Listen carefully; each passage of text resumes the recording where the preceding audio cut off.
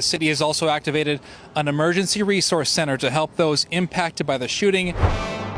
You know, for all of the rage bait and the lies and the subterfuge and the distractions and the conspiracies about how violence in politics is only from the left.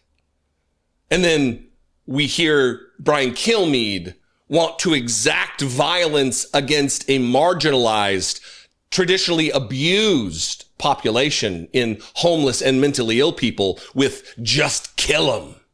Involuntary lethal injection, which is murder.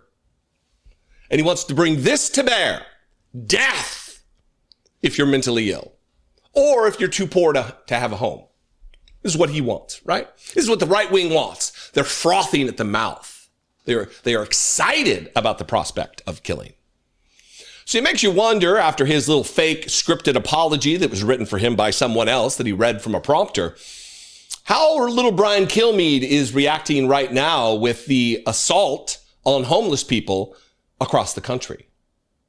Multiple things have happened in just the hours after Kilmeade made it be known. Well, we'll just play that clip if you're not aware, if you haven't seen wherever you've been, him explaining his desire for the mentally ill, who are mentally ill by no fault of their own, and homeless, who are homeless oftentimes by no fault of their own because they're just poor and don't have enough money for a home.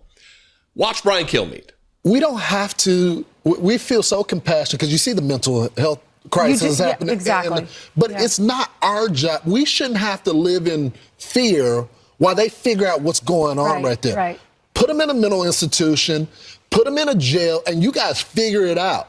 But people having to duck and dive on the trains and the buses, walking through the street, this is one case, but this is happening all across the country, and it's not a money issue. They have given billions of dollars to mental health and the homeless population. A lot of them don't want to take the programs. A lot of them don't want to get the help that is necessary. You can't give them a choice. Either you take the resources that we're going to give you, or you decide that you're going to be locked up in jail. That's the way it has to be now. Or involuntary lethal injection or something. Just kill them. Here we are, but hours, just a few days after that comment was callously made, a disgusting, violent remark on the part of one of the talent over at Fox News.